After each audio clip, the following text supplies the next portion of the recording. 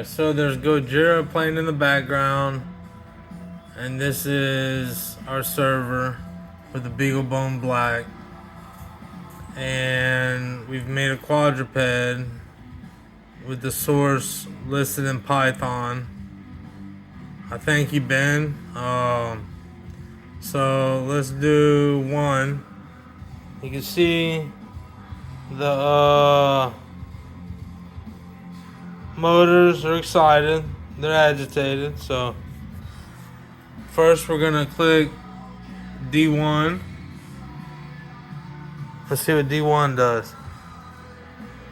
Alright, so it's on D1, it did nothing. Now we're gonna click D2.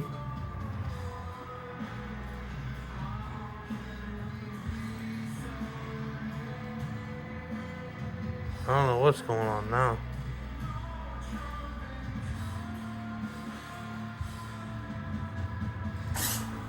Oh, there we go. I had to start it. So D1, D2, D1.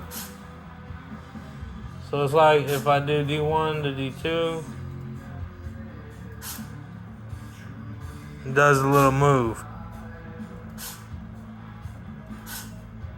If I go to D3, it just tips over. Told you. Alright, that's that.